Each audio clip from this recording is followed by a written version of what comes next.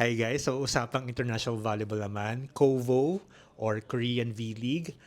They have this thing called Asian Quota Draft na yung mga Asian players can apply para makapaglaro sa Korean team. So for this season, napansin natin, 4 Filipinas. I love it. 4 Filipinas submitted their names. Bali, wala na tong tryout.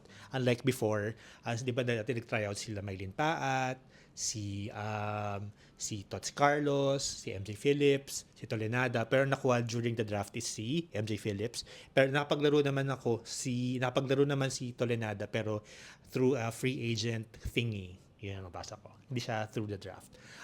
So yeah, for Filipinas, for volleyball, submitted their names. And first one is Mars Alba. I think this is her first time applying or trying to play overseas. So good luck, Mars. I love it.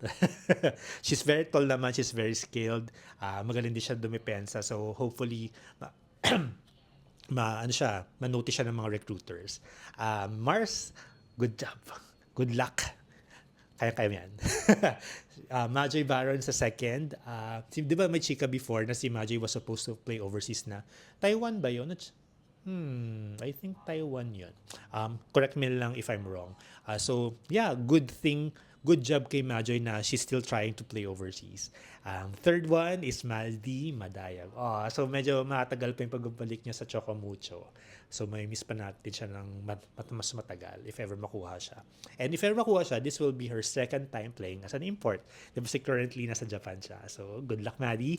And then the fourth one is one of the most dominant players in the UAP right now. Si Eliza Solomon from NU. Ano ba masabi natin kay Eliza Solomon? She's a multi-awarded player as an opposite. Marami siyang MVP awards. She's a dominant player. She's a smart player. Ano pa ba?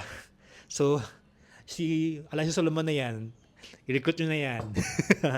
So, I think she has the biggest chance sa ma-recruit. Kasi, ayun, ganda na performance niya talaga eh. Malala talaga. As in, malala. Super love. So, yun. Kayo guys, ano masabi nyo sa mga names na nag-apply sa Korean V-League? Sana makuha, no? Sana makuha silang 4. So, ayun lang po guys. Follow for more. Bye!